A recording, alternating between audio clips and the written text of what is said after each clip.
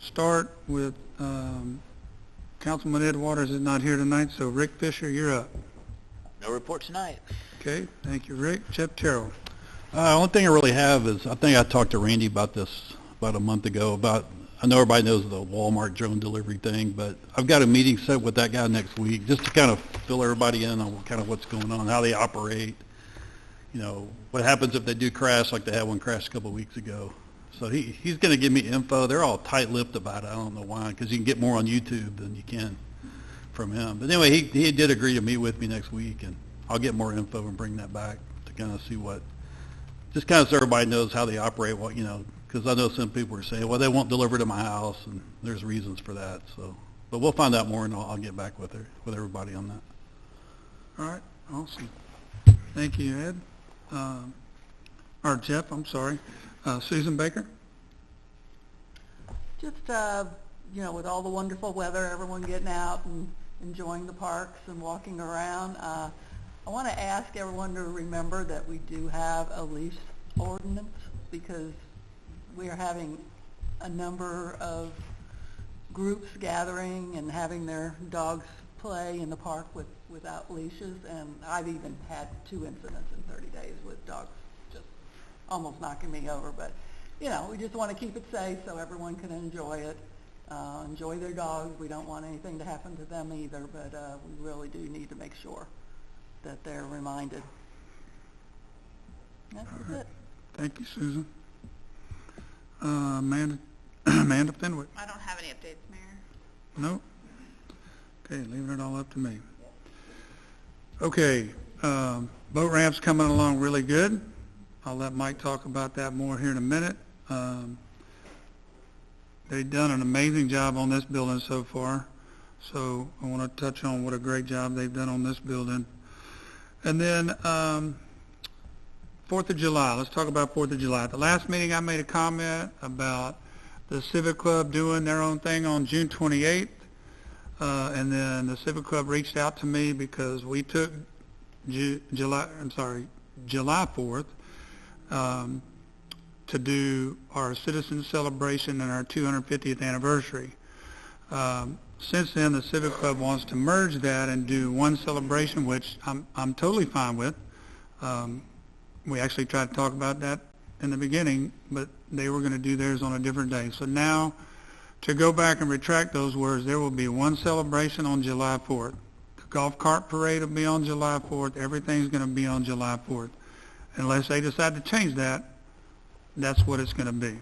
We're going to have music. We're going to have food. We're going to have a lot of fun. So that'll be all of that, I hope. I won't have to retract my words again on that subject. The other thing I do want to report, I gladly want to report this. Our last meeting, I encourage everyone to show support for that intersection at 518 and Drawer Road. Amanda was at a function with one of our representatives that's running for our district this time, and said something to him, Dennis Paul. He called me, reached out to me. I reached out to Hank Doogie. I started a process of going to the right people who could do the right thing, because we're small, and I understand that I don't have that much power and that much stroke, but I know who does. So I reached out to who I think are the right people, and they got it done. I have an email that basically says TxDOT does not want to meet with us. We had a meeting set up. They wanted to cancel that meeting, and they wanted to go ahead and let us know by email that they will be putting a fully functional red light with left turn, 4 directions in that intersection. Now, one of the things that they did say is that's a 9-month or a little over 9-month project, because they have to go bid it out, do all the procurement for all the equipment and whatnot. So we will have to live with that hooded left turn temporarily for the next 9, 10, 11 months. But I'm sure now that it's been brought to the forefront, those same people will be watching it for us. I will tell you that Dennis Paul, he didn't have to pull any strings. He just put pressure on them to pay attention. He called the head of TxDOT, Glenn, personally, and said, you need to get down here and pay attention to this. I will also tell you, Hank Doogie is not our representative, but Hank did a phenomenal job of staying on top of this and putting lots of pressure on him also. So I want to thank them, and I want to thank Amanda for bringing it up, because had she not talked to Dennis, I don't know if he would have even known about it. So it got done pretty quickly, actually, in my opinion. So I'm very proud that you have people working for you as hard as we do. So thank you, Amanda, for getting in the middle of that, too. That's really all I have to report. Now, remember, I did say 9 to 10, 11 months, so don't get too excited. But we will stay on top of it. So we will move on to Police Chief David Donaldson. Mayor, Council, for the month of May, we had 1,187 calls for service. This includes self-initiated. 29% were traffic contacts, 41% were business checks, 14% were residential. The other were miscellaneous. Thank you. That's all I have. I'm assuming you meant March? May? March. I'd say, if that's for May, man, you're pretty good.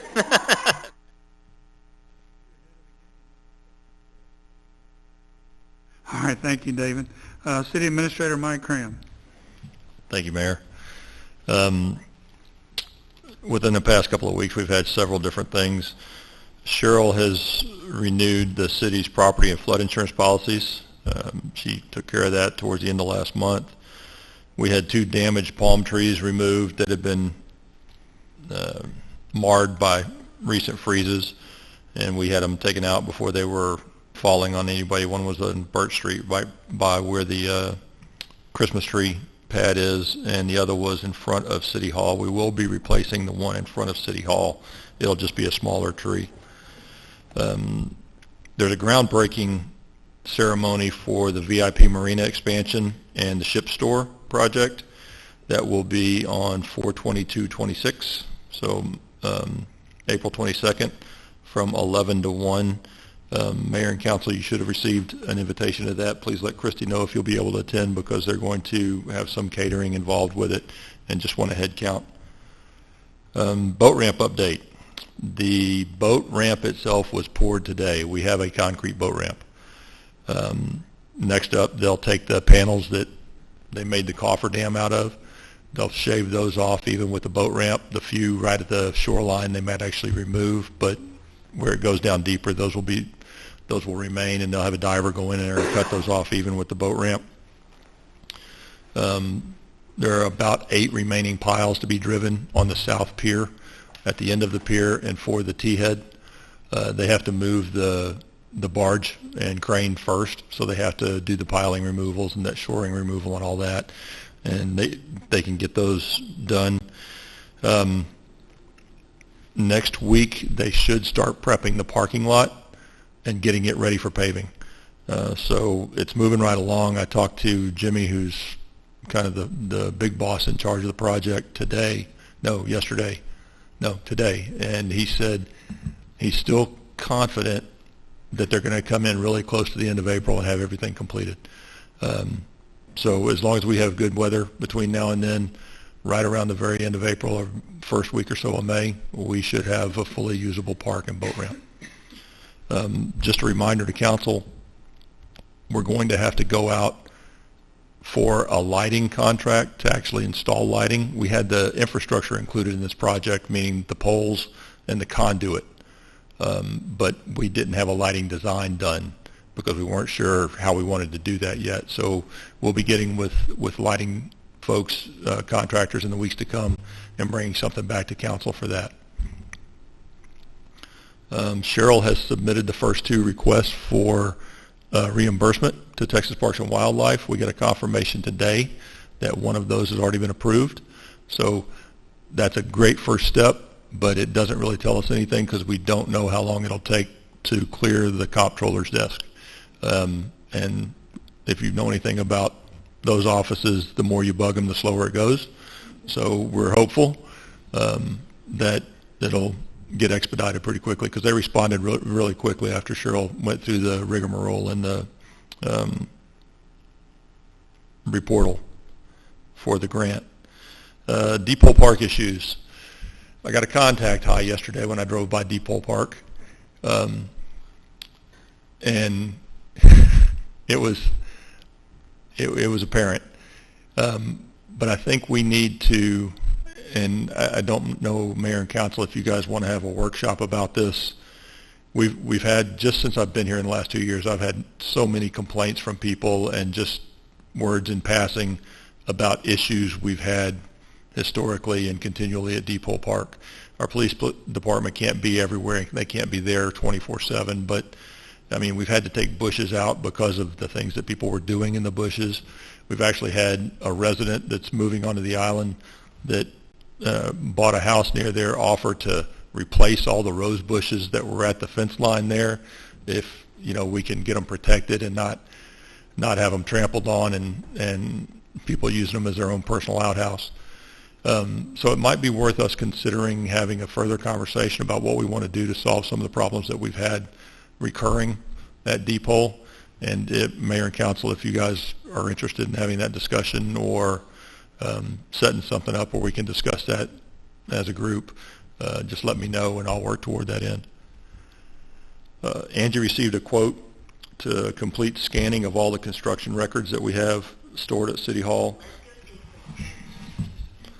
And Cheryl apparently has a date that's expecting to get a call soon. So at the next council meeting, we'll be bringing an agenda item for council's consideration to go ahead and pull the trigger on getting those records scanned. The fire marshal has found a problem with some of our permitting fees, especially when it comes to larger footprint commercial areas.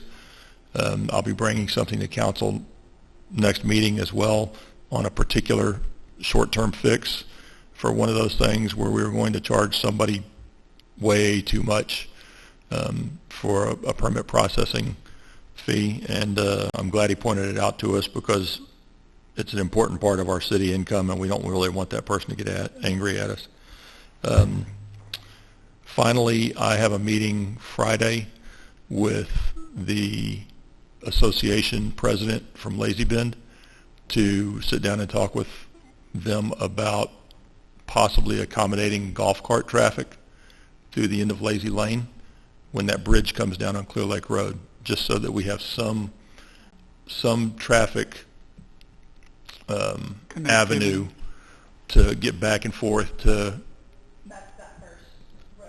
That's the one that's blocked by the apartment complex. The Yes. last one by the school. Yeah. It's the one adjacent to the apartment complex. It runs alongside it. So I don't know, there might be some legal stuff that the lawyer has to look at because there might have been an agreement made between the residents there and the apartment complex to close that off. So there may be a hurdle we have to adjust or compensate for, but I'll keep you posted on how the conversation goes. All right. Anybody got any questions for Mike? Have none, we'll move on to public comments. At this time, any person with city-related business may speak to the city council if the discussion concerns an item on the agenda. Comments may be made now or when the item is discussed. If the topic of discussion is not related to an item on the agenda, the city council cannot deliberate or take any action at this time. Comments from the public should be limited to a maximum of 3 minutes per individual. No yielding of time is permitted. State your name and address and Pettit, 718 Pine. So we were in the middle of having a generator installed, and we had a situation where our contractor told us that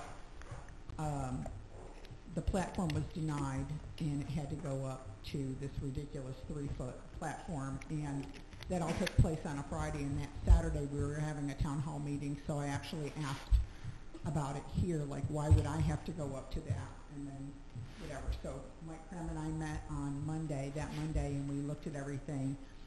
And he made a statement that was pretty funny, and he just said, think of the first 3 letters in the word contractor and then take it from there. But what I wanted to point out to people was I took it to the city and I asked questions. And I hear a lot of people complain on this island about, well, the contractor this and the city won't let us do that. And I have said to them before, have you taken it to the city? which I had planned on doing it. We just happened to have a town hall meeting the next day, and we looked at it. Well, they had to come tear down the concrete, re-pour it, and rebuild the proper structure that I had paid for.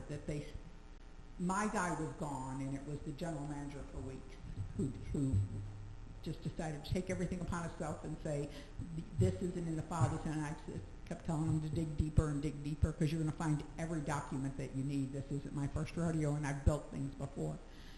So they had to replace everything that they did incorrectly, correctly. Mike and Angie did everything they had to do to provide them with the documentation to prove, but really it was the contractor. He messed up and the manager ordered the wrong frame, and he tried to cover it by saying, we need an additional X amount of feet to get the rack up high enough, and I paid for a certain rack on purpose. So I tell people all the time, go to the city and ask. So I'm just saying, go to the city and ask, because your contractor might be fibbing. Thank you, Darlene. Would anyone else like to speak?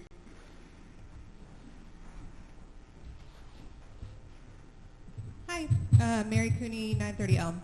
But I'm going to talk kind of on behalf of Parks because I want to second what Mike was saying about deep hole, that we have been dealing with that a lot. And I personally get a lot of calls, I guess, on behalf of Parks from residents and with complaints, but then it always seems to be like on a weekend, I'm not here, whatever. So I advise them to call PD, as I've been advised before. And but I think it gets dropped at that point because I think a lot of people are, I don't know, don't want to take the time or scared or whatever. So I think reporting-wise, a lot doesn't get reported on that end of it. So I just wanted to share on my side of it. I do get a lot of reports of open fires in the park, which is against the city ordinance, you know, like smokies and barbecue pits, popping tents and like essentially camping out all day. And then restrooms was a big one, but I think that is a little bit. But I will say I pick up trash a lot there, and I have seen a lot of piles of human feces that are not, for sure, dog feces. So that is still happening, not as much. So yeah, I would say we would definitely support that, and I would love more conversations about that. Sundial Park, having the hog pen fencing that they put up when they did that park, and then also working with parking and really minimizing the amount of cars that park there and making it more golf cart friendly for our community. You know, there still is parking for the public, which still allows them to come, but it also really minimizes them and how long they stay and that kind of thing. So just some thoughts out there, but yeah, just wanted to second that. Thank you. All right, thank you, Mary. Would anyone else like to speak to council? Come on, David, you're over there smiling. You got something to say? Sure. See that? I could read right through you, man. I could see it. David Jones, 727 Pine. The reason I'm standing up is to say, from all of Clear Lake Shores, is to thank Amanda and Randy for getting that 518 light taken care of. It'll help a great deal. Appreciate it. I knew you had something to say. I could see it. All right, would anyone else like to speak? Chet, you look like you want to... No, I'm kidding. All right, we'll close the public comments and we'll move on to the consent agenda. Item A, check register 3/12/26 through 4/1/26. And item B, is City Council regular meeting minutes 3/17/2026. We have a motion on that item. I'll make a motion we approve the consent agenda. Okay, have a motion by Jeff. I'll second. Have a second by Amanda. Any discussion? All in favor? Okay, motion passes. We will go on to item 7, old business. Discussion and possible action may be taken on the following. Item A, ordinance 2026-04, an ordinance of the City Council of Clear Lake Shores, Texas, amending only one section, 82-362, to be entitled permissible noise level, and two section 82-364, entitled exceptions of the Clear Lake Shores Municipal Code, amends the permitted noise levels in each respective zoning district and the permitted exceptions to those permissible noise levels, providing for penalty, providing for conviction for violation of this ordinance constituting a Class C misdemeanor punishable by a fine not to exceed the maximum allowed by law, providing for severability, providing for a repealing savings clause, providing for an effective date, and providing for an Open Meetings Act clause. Mike Cram. Thank you, Mayor. This is one of the items that came out of the joint meetings we had with Planning and Zoning. We're in the recommendations from the collective body. We're incorporated as changes to the zoning. The only decibel level change is in residential, and it was to increase it from 55 to 65, but decrease the number of hours that it can be on the higher decibel level. The nighttime hours will still be at 50 decibels. There were no changes to the commercial districts for the decibel levels. There was some minor change to the exceptions to allow for things like people to mow their own grass, and those times were incorporated as up until 30 minutes before sunset. So it would depend on the time of year, so people aren't working late into the night. But then again, people can take advantage of the longer days in summertime if they're doing yard work. And then we took out some of the things that made it unenforceable, basically for the police department, the vagaries.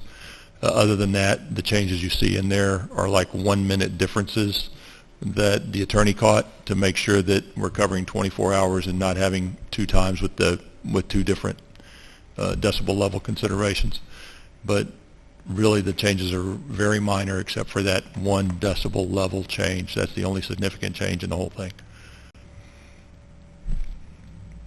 Mike, I have a question about, it says a special event application for any amplified sound use that extends beyond 10 p.m. must be approved by City Council prior to the event. What's the current process? We don't have one. For anything to extend beyond 10 p.m., we don't have one. Okay. So if there's a special event permit turned in, it comes to me or the mayor. Okay. And I thought it would be prudent because of the tone of the discussions in our meetings for anything, because Jammin' on Jarbo stops at 10 p.m. Right. I mean, you can set a train stop by it. So if anybody wants something to continue past that, because that is the consensus as a witching hour, I think this body should have the authority to approve or deny that. That's fine. I just want to make sure because I didn't think there was a process in place for that now, so I just want to make sure I understood. Thanks. Well, we do have a special event application for events, but I don't think that has anything to do with the noise, does it? No, it's for the street closures and that type of thing. Yeah. And this was specifically to address any type of amplified sound after 10 p.m. because I think that would be a problem with our residents. Okay. We have a motion on that item.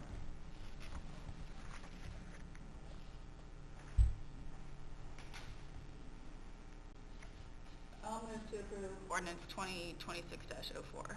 Okay, got a motion by Amanda. Do we have a second? I'll second the motion. Got a second by Susan. Is there any discussion? All in favor? Okay, motion passes. We will move on to the next item, which will be item 8, new business.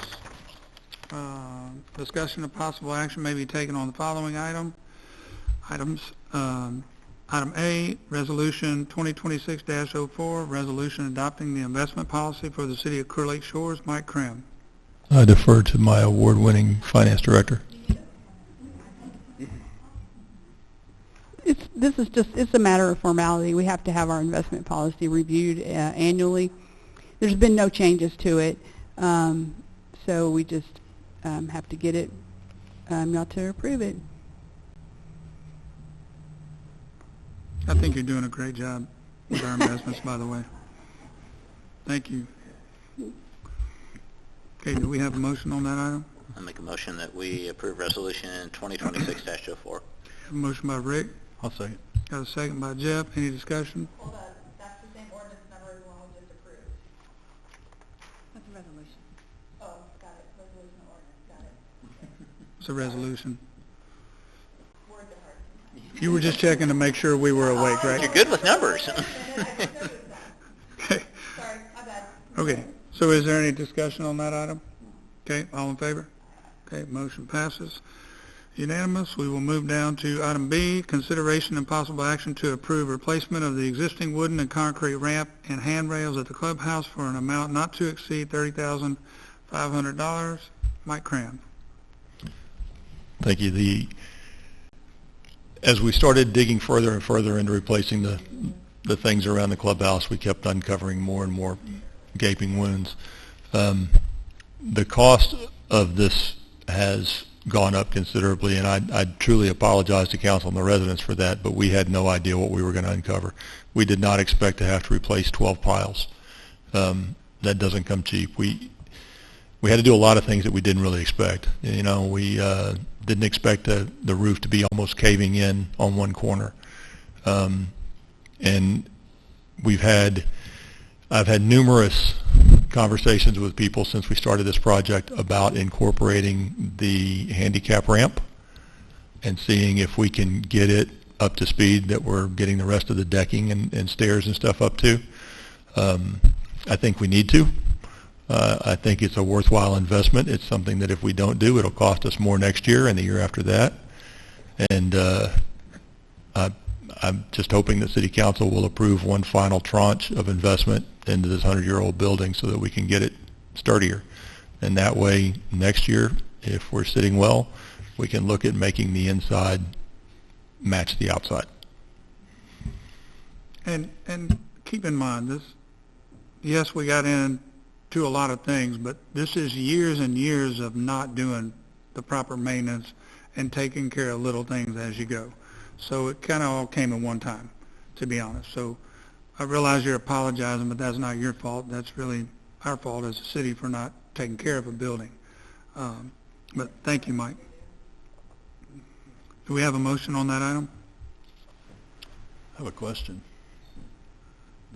This says for, what is it, 30,500 and the bid was for 32,040. Right. We were running against a crunch in time, so I had to put a figure in there, and I had a rough figure. My apologies again. I got a final figure the day after we published this, and so I would ask council if you do vote to approve it, please amend it to that. 32,040. Yes. Okay.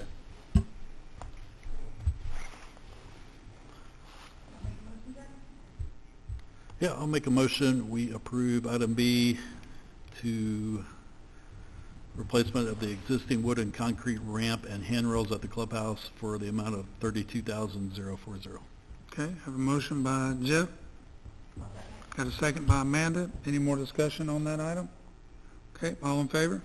Okay, motion passes unanimous. We'll go down to item C, consideration and possible action to approve the Clear Lake Shores Community Pool Membership Agreement. Mike Cram. This is mostly housekeeping, cleaning up some verbiage, and basically just making it to where my English teacher wife would allow me to bring it forth. There is one substantive change that I'm offering council to consider, and that's on page 2 of it, the types of memberships and the fees associated with those. And the bottom one said that a damaged key fob must be returned to City Hall to be eligible for replacement, and it'll be deactivated upon submission. And there was no fee to replace that. Those key fobs aren't free. Christy, what are we spending right now to get more of them? $1,300, something like that. $8.95 a piece to replace. Yeah. So they cost us money to replace, and then they have to be activated and that kind of stuff. And I'm sorry, if you launder yours or run over it with your car, the city shouldn't have to pay for that. It's my opinion that you should have to pay to replace that. So what I'm asking council to consider is just changing that replacement fee to the same as it would be for a lost one. And that is currently $25. Okay. We have a motion on that item.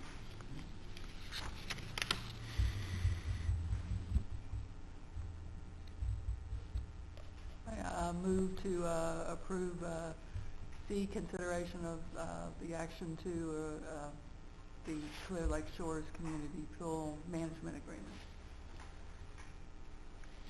Okay. Got a motion by Susan, got a second by Amanda. Any discussion on that? So you already have it in there for the replacement costs if it's damaged or anything like that. We don't need to add that, correct?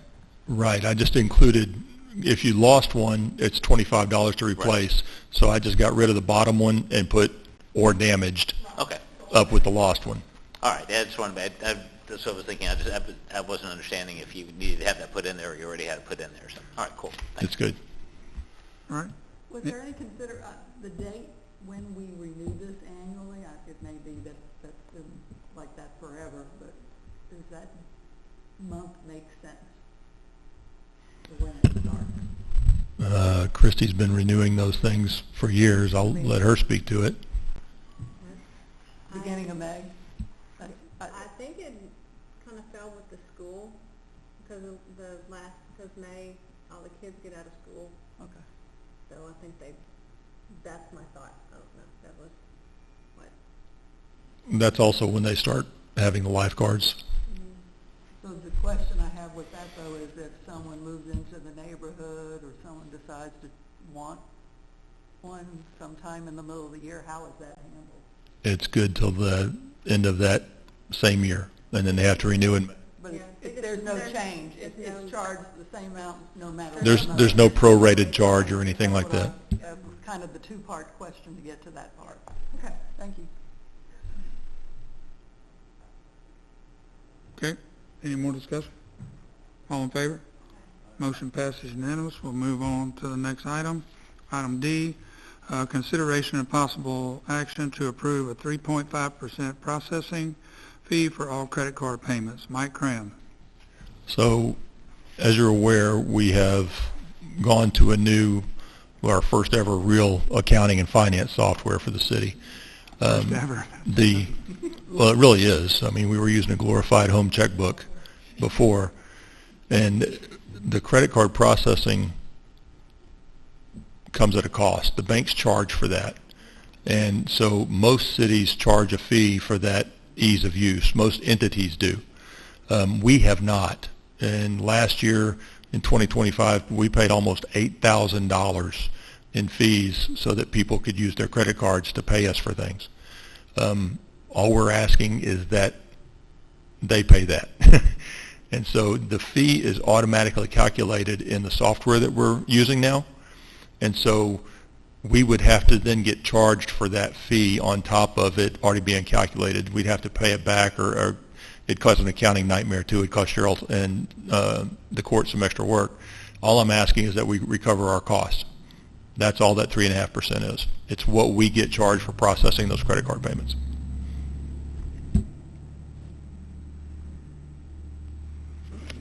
We have a motion on that item? I'll make a motion. No, good. 3.5 processing fee. Oh, I'm sorry. I'll move to approve a 3.5 processing fee for all credit card payments. Okay, got a motion by Amanda, Second. got a second by Jeff. Any more discussion on that item?